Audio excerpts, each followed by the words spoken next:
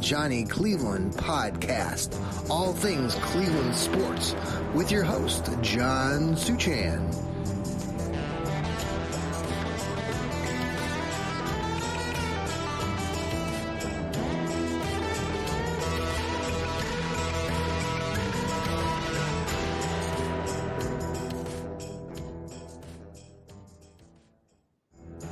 This is the Johnny Cleveland podcast. All things Cleveland sports with your host, John Suchan.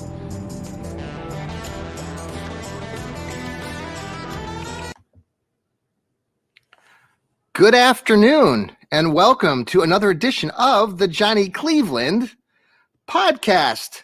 Wherever you're listening from, we welcome you on this beautiful weekend, Memorial Day weekend. I'm your host, John Suchan, and just happy to have you along. Thank you for watching. If you're watching on YouTube, on Twitter, Facebook, what a great, glorious Memorial Day weekend. It is just gorgeous here in the Columbus, Ohio region.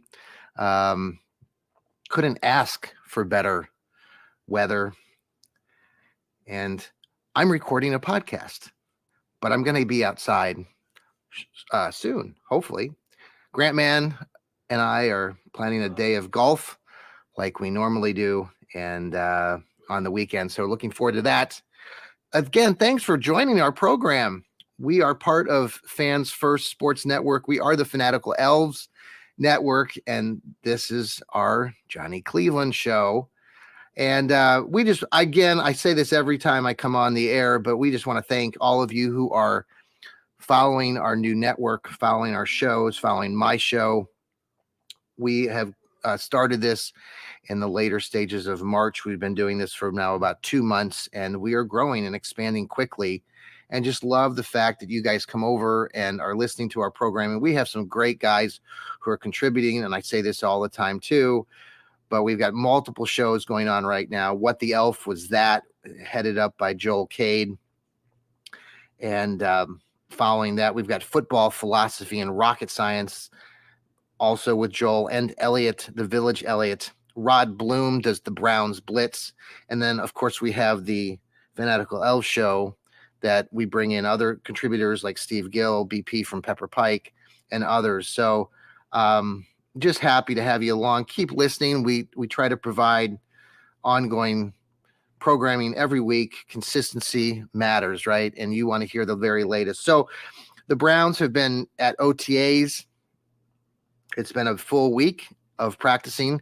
There have been some noticeable absences that some have taken note, some veterans. They are voluntary practices, but the Browns have instilled a new defense with their new defensive coordinator, Jim Schwartz, a veteran coach who's been around the league for a long time, very successful. Some notable players that have been absent include on offense, Nick Chubb, tight end David Njoku, offensive lineman Joel Bitonio. But you're not hearing any of those names, are you, as far as being criticized potentially? We are hearing Myles Garrett's name. Now we are introducing a new defense, and so there's been a bit of a divide amongst our Browns fan base. I kind of side with the criticism side and believe as a coach myself, and many of us have been coaches, and you know what it takes to get a team going. They are instilling a new defense, and while some people say, well, Myles has been playing for 6 seasons now, 7 seasons. I think this will be year number 7. He gets normally double teamed, and what's the big deal? But from listening to our contributors like Joel Cade, who talks a lot about this new defense employs kind of a double gap zone defensive look, that Myles isn't really versed in that. And it would do him probably some good. And considering that he's the, as I've said in some contributions I've made to some other articles on Dog Pound Daily and Northeastern Sports Insiders, he's that symbolic leader. And having him gone and not there isn't sitting well with everyone, including myself. I would rather see him there. He's been very vocal over the years, criticizing coaches and others. He's seen the worst in the Browns organization, but he's also been here when the Browns have improved, when we've had other players in the system like Baker Mayfield, Jarvis Landry, those kinds of players. So it'll be interesting to see how this all plays out. Interestingly, the defensive coordinator, Jim Schwartz, he hasn't started. This is something that he's done with other teams, but he's brought it over here to Cleveland. And one of his strategies, I also wrote about this recently for Dog Pound Daily, wearing various players' jerseys to point out these players who are really giving maximum effort. He pointed out our linebacker, number 51, and I can't pronounce his last name, so I'm not going to try. So, but that sort of activity, that kind of tactic by the coach is giving props to the players. And, you and I both know we like it when we get, praise, either if it's in our workforce or wherever we're at amongst friends or colleagues. We like to hear our name shouted out. We like to get that praise. We like to win the prize.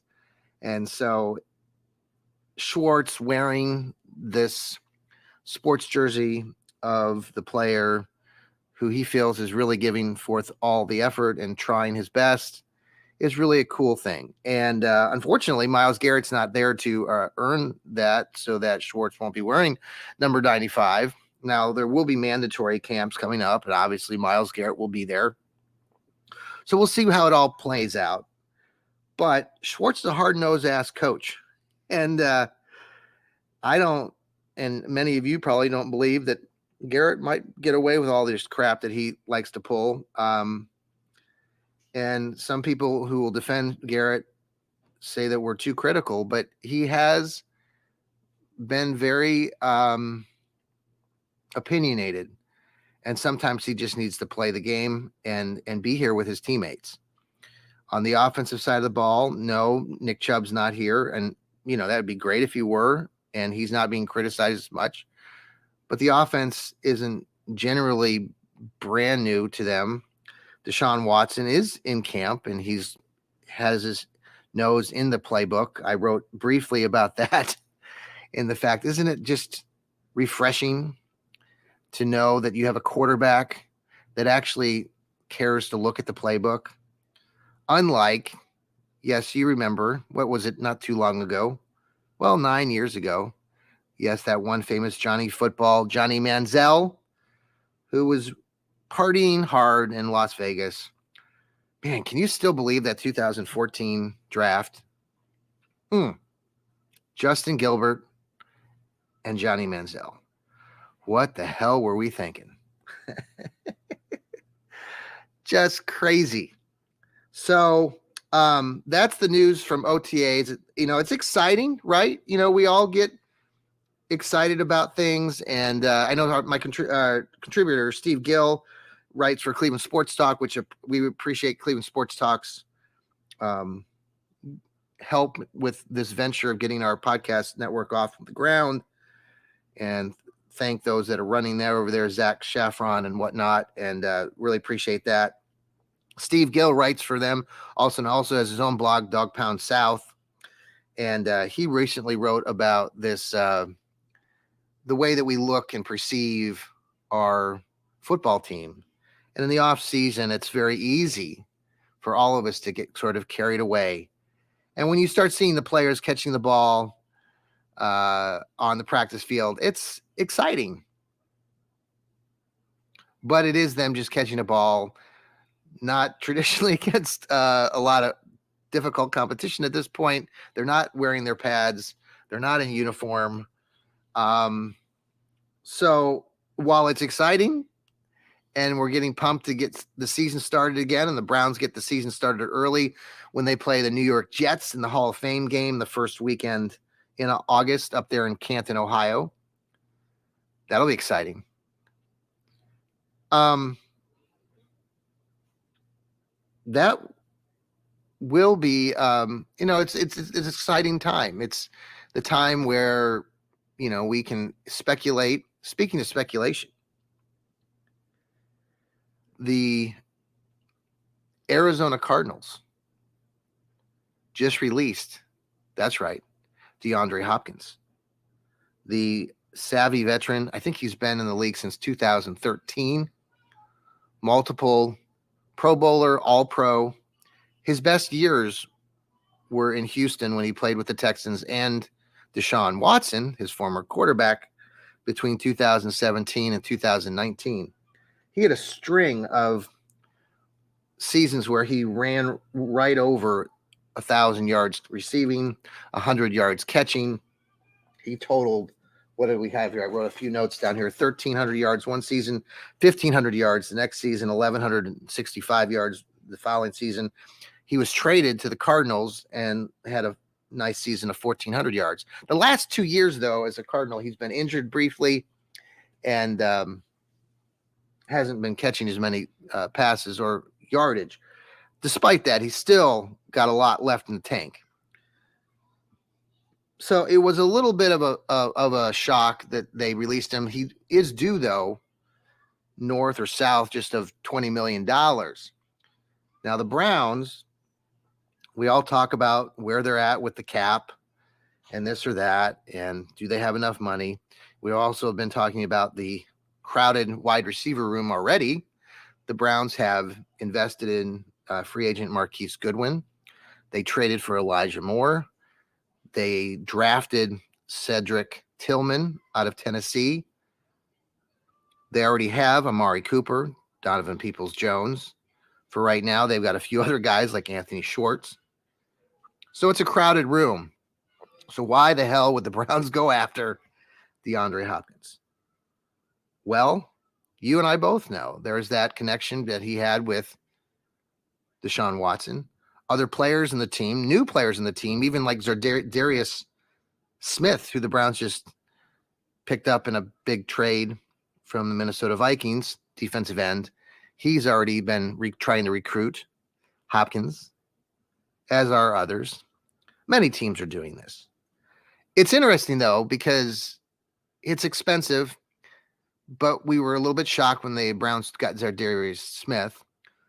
And the June 1st deadline is coming up, and we talked about this a little bit on our Fanatical Elves show the other night. Our Village Elliott, discussed this as far as the June 1 kind of deadline. Many players, for example, like John Johnson III, his contract is then coming off of the Cleveland books. And so there will be other players like that where across the league where players are coming off. So there will be some money to work through there.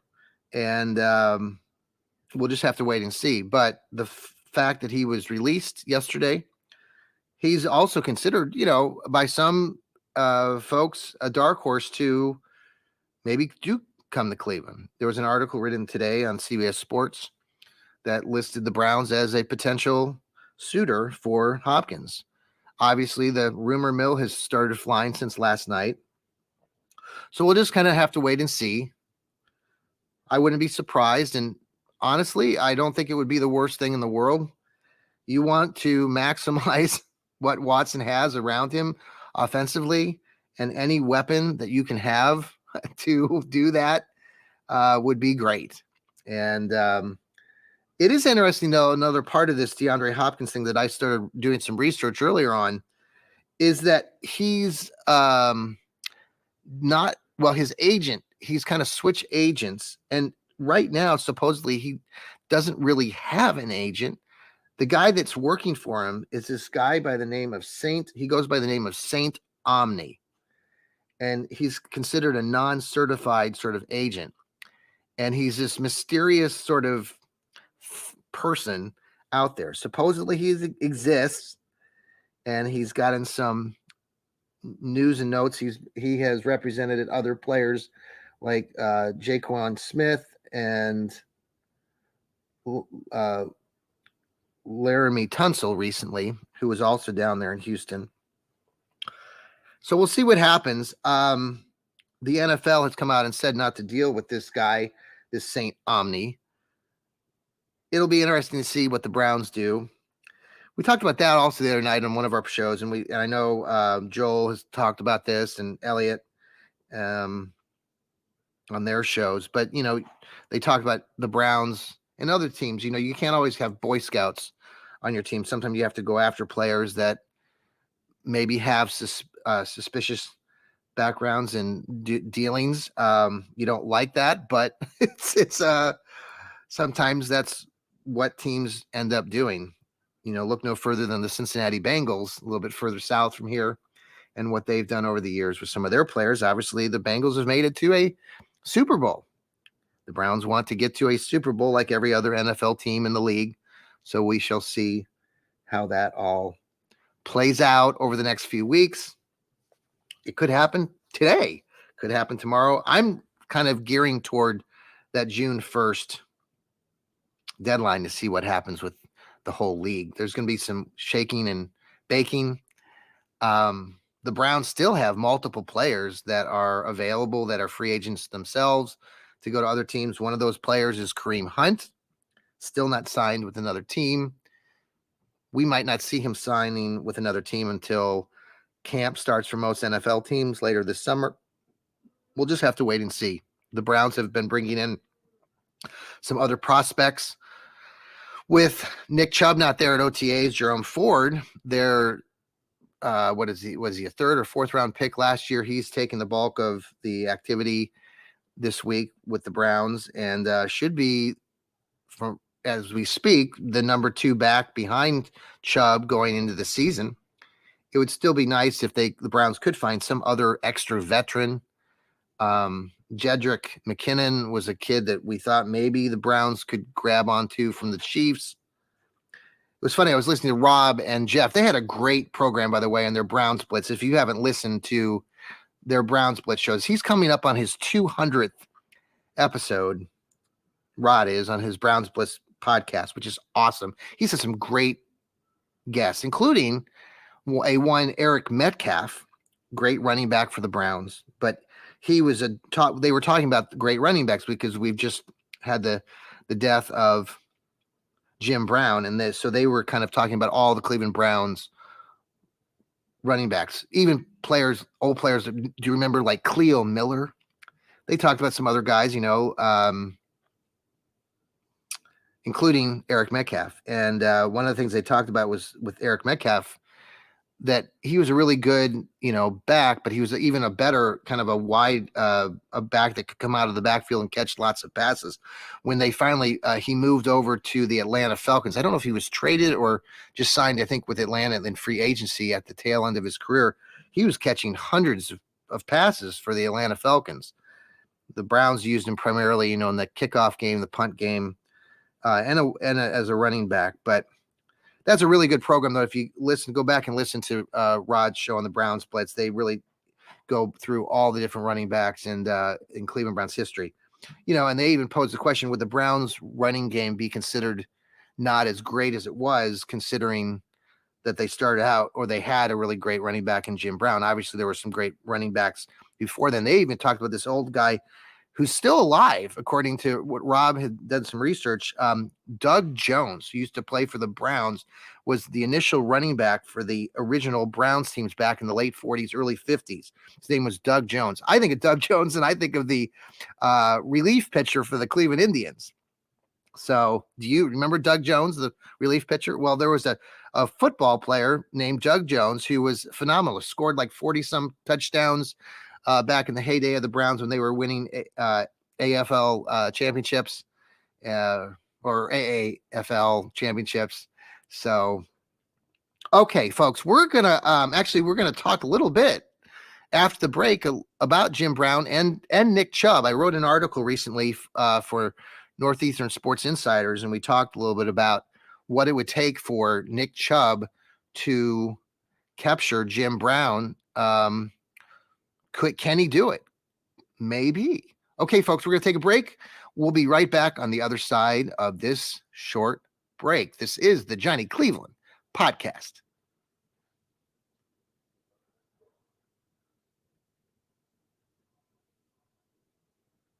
Okay, we are back here on the Johnny Cleveland podcast.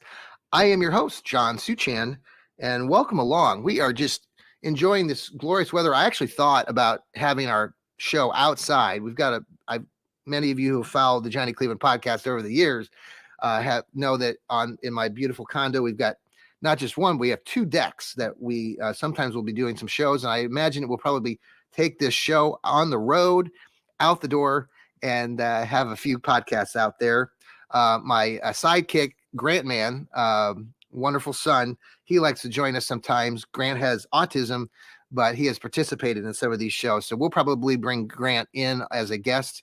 I've also been reaching out actually to some other guests, and we'll soon have a few on over the upcoming weeks. So look forward to that. And we were talking about Jim Brown just briefly and Nick Chubb, and could Nick Chubb catch up to Jim Brown? It seems not realistic, but Nick Chubb is entering his 6th season with the Browns. Currently, he stands in 4th place behind Mike Pruitt and Leroy Kelly. Now, Chubb has 6,000, where is it here? 6,341 yards. He has played in only 75 games. That includes 1,210 rushing attempts. And like I said, he's collected 6,341 yards. Mike Pruitt, who played in 124 games, 49 more games than Chubb, is currently standing just above him in 3rd place with a little over, I think, 6,400 or 500 yards. So Nick Chubb's going to pass Mike Pruitt very quickly. But then after that, 2nd place right now is Leroy Kelly. In 136 games that he played in, which included 1,727 attempts, he calculated 7,274 yards. So there's a really good chance an excellent chance, unless Chubb has a serious injury this season, knock on wood, that's not going to happen. Let me knock on wood. Hold on a second. Okay, I knocked on wood. So he's going to pass Leroy Kelly. And so by the end of the season, Chubb will be in 2nd place alone, right behind the great, legendary, iconic Jim Brown. The question, though, now is he going to first be with the Browns to even challenge Jim Brown for the record? Jim Brown has over to 12,200 or 300 yards total. Can Chubb get there? Now, it's going to take a lot more games and attempts. To get there, though, the Browns are going to have to realistically look at extending Chubb one more time. He's entering year 6. I think he has this season and next before he could become a free agent. So that's 2 years. But there's no way that he's going to be in 2nd place. He'll get, let's say it gets. He's had, let me just run through this a little bit. The last several years, he's racked up, this past season, he racked up 1,525 yards. Prior to that, it was, his other big season, he had 1,400 and some yards. He's had 1,100 yards, 1,200 yards. So he's been consistently, over that 1,000-yard mark, 1,200 yards, 1,300 yards, 1,500 yards. If he could average that 1,400 or 1,500 yards over the next several seasons, he's going to be right there in the ballpark. But he's going to need time and attempts. And do the Browns want to give him that next contract? I am all for it. I've said this on this show before, and I know some of my other colleagues believe this strongly. I know, listen to Rod Bloom, who's simply said that Nick Chubb is the best running back in the NFL. Totally 110% and behind that statement. Anybody who disagrees, from other teams, yes, you have your running backs, but Nick Chubb is special. And people that want to toss again this aside running backs and say they're not as important are just nuts when it comes, especially just in this particular case. I agree to a large degree that most running backs can be disposed of in a few years, but Nick Chubb is special. He's getting better, stronger. and he will be right there. I hope the Browns the organization recognizes what we're talking about today. I believe they do. I believe they see what we see. It's extraordinary at the record clip that Chubb is doing things. It really is. Go take a look at his stat line. I'll let you go take a look at that. I mean, I can tell you he's averaging 5.2 yards a carry for his career. Only Jim Brown was there.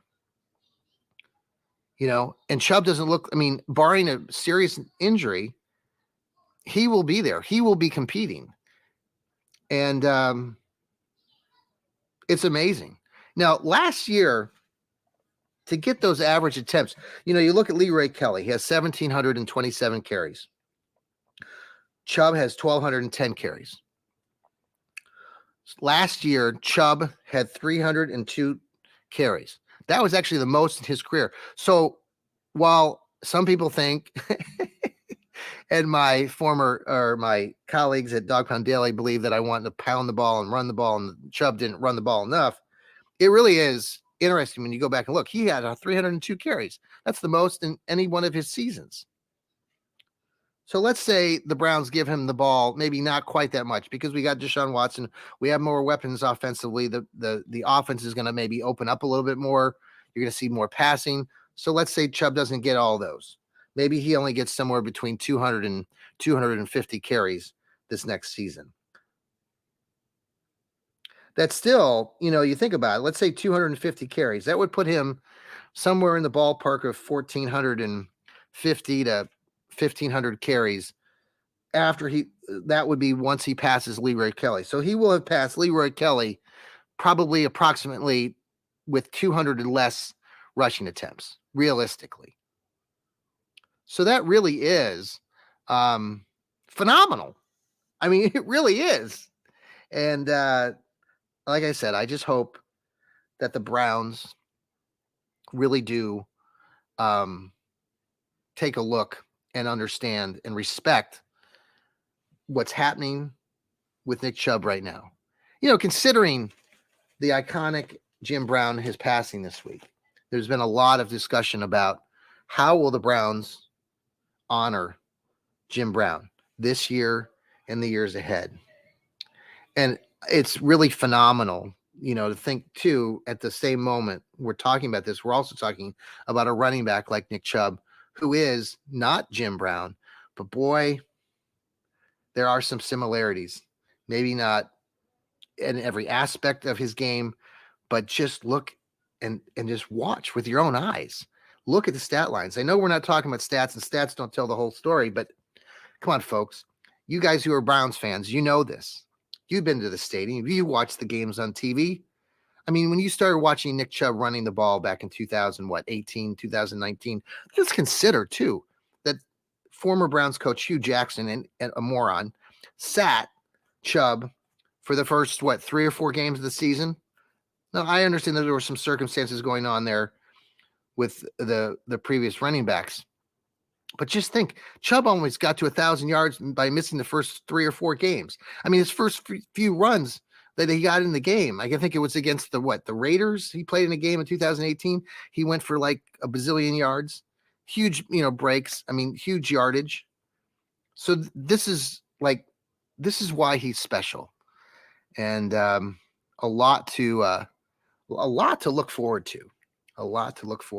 So let's hope that he can get there, and I'm going to be excited to watch that. And so let me we're going to kind of dive in. I did an article recently for Cleveland Sports Talk, and I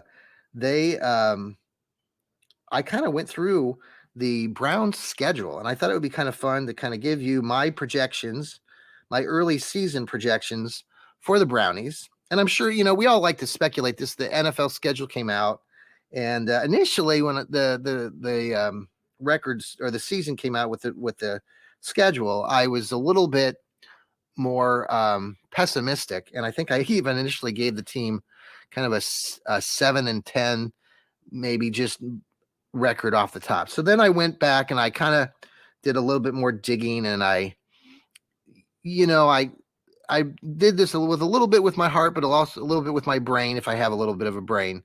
And so I came up with the schedule, and I went game by game. And I did this for Cleveland Sports Talk. So I'll just give you a few of the highlights. If you haven't checked it out, I think the article's up there on Cleveland Sports Talk. The title is called "A Dog of a Schedule: The Cleveland Browns 2023 Season Record Projections." So check that out again on Cleveland Sports Talk. They have been really supportive of our podcasting on the Fanatical Elves Network, part of Fans First Sports Network. So we appreciate that. We appreciate Zach Shafron supporting our who helps run that website. So thank you. So got into this schedule. So I'll just give you a few of the highlights. Maybe let's see if I can get there. I had it, but now I don't have it. So we had it up here. Technical difficulties here. We'll see if I can get there. And I will tell you that in the first game, the Browns open up the season against the Cincinnati Bengals. And they, we all know what the records are with the Bengals and how they have struggled in week one. Oh, here we go. Let's see if I can get there now without technical difficulties. Okay, so yeah. All right. So they've struggled. We all know this. But the Browns have also had success against the Cincinnati Bengals and only got beat by the Bengals in this last season. And Joe Burrow, for the first time, beat them. I think it was the game late last season. So again, the Browns beat him handily on Halloween night last season, but then lost him toward the end. So, man, it's going to be a tough one. I actually have gone back and forth in this. So initially, I thought, well, they're going to lose because, that's what the Browns do in week one. But they did beat Baker Mayfield and the Carolina Panthers a year ago. So I'm going to go with the win. I'm going with the win. So that's how we open up the season. Of course, then the Browns travel the following week to the Pittsburgh Steelers. It's a Monday night football game. And folks, you and I know this as Browns fans. It's a struggle when we go to Pittsburgh. I mean, the way that the Browns won that playoff game in Pittsburgh back in 2020 is really amazing. Now, granted, there were no fans in the stands. It was because it was the pandemic, but it's tough to win in Pittsburgh. So I look at that as a loss. There's another win coming back home to play Tennessee. Then there's the Baltimore Ravens game right before the Browns go on their bye in week 5, where I don't know what it is with Baltimore. We have struggled with Baltimore, and I see that as a loss. So we continue through the schedule, and I've talked a little bit on previous podcasts, but that game coming back after the bye in week 6, the Browns have another home game against the San Francisco 49ers. This is a huge game, and I know some folks that I work with, my colleagues, don't necessarily agree with this, but it's going to be a big game. The 49ers are traditionally very good, and though they're coming across the country to play the Browns, this is a big time game. If the Browns are struggling out of the gate, they've got to get this win. And actually, I'm going to give them this win on their record. So you go through the rest of the schedule. There's some games against the Colts. There's a game against Seattle. Browns have only been out to Seattle 3 times over the last 30 years, and they've lost all 3 games. Interestingly, the Browns also have a home game when they come back and play the Arizona Cardinals. So if DeAndre Hopkins ends up signing with the Browns, that would be an interesting game for Hopkins. So further on in the season, they go back and they play Baltimore. They play Pittsburgh again. Then they have another road trip out there where they play the Broncos and then the LA Rams. And actually, I look for the Browns to have some success out there in Denver. They've had some success in previous attempts out there. They go over to play the Rams. I have them losing that game in kind of a shootout. Do you remember a couple seasons ago when they did go out to Los Angeles and lost to them? Was that 2021? Or no, they were playing the Los Angeles Chargers in that game. The last time the Rams and the Browns played was when the Rams came to Cleveland. I think that was in 2019. and they had a chance. The Browns had a chance to win at the very end of that game. Remember that? And they lost. Baker Mayfield blew it. So the latter part of the season, they play Jacksonville, the Bears, Houston, the New York Jets, and again, they finished the season how they started against the Cincinnati Bengals. So while some of these teams on there don't seem like they're very good, especially at the beginnings of seasons, like the Jaguars or the Bears, or even the Texans, they got to go and play these teams at the end of the season. And who knows, right? We don't know what it's going to look like in week 15, 16, or 17. Speaking of that, the NFL came out with this new rule on these flexing Thursday night games. I touched on it a little bit on the Northeastern Sports Insiders that I write for. But because they're flexing weeks 2 through 17 for Thursday night, that means that the NFL at any point could flip out that Thursday night game for a better matchup. So while the Browns are scheduled to play the New York Jets and Aaron Rodgers, if the Browns or the Jets are really stinking up the joint, they could switch that out. That also means that the Browns potentially could have a game on their schedule, let's say, against Jacksonville or the Bears, where at the end of the season they could get back and have that game maybe on a Thursday night. It's giving Amazon Prime, who's going to be carrying the Thursday night games, that type of flexibility. So I end up giving the Browns at the end of the year, I actually am projecting them to have a record of 10-7, not 7-10 like I initially thought. I have the Browns playing, get this, yes, the Miami Dolphins in a first round wild card game somehow, and they win. And then they come back and they play the Ravens again. And I'll leave it there and say there's always next year. So again, that record might switch. Go back and read that article on Cleveland Sports Talk, please. I've got a few little tidbits and fun information and would love for you to check that out. Like I said, I also contribute to Northeastern Sports Insiders, run by a great gal there, Natalie. Wonderful, supporting Cleveland. They just do so many great things over there, supporting high school sports, especially the Cleveland Guardians. Just some really great writers over there. So I also write for Dog Pound Daily and King James Gospel. So check out those articles I write over there. I've got an article on Cleveland King James Gospel actually today about what JB Bickerstaff, the Cavs coach, could do better that Eric Spoelstra, the Miami Heat coach, does now. Many of you know I don't like JB Bickerstaff. I don't think he's a good fit for the Browns or for the Cavs as their coach. So I've been pretty critical of JB. I don't think he knows what he's doing, but that's for another show. So again, folks, thank you for following along on the Johnny Cleveland podcast. We really, like I said at the beginning, really just appreciate your following. Please spread the word. Tell people to follow the Fanatical Elves Network. We are bringing you some really good content, really good stuff. We've got some experienced guys who not only do podcasting, but they're excellent writers. They write for Dog Pound Daily, Cleveland Sports Talk, other periodicals as well. Rod out there in Brown Splits, he's writing books. So check us out, man. Check us out.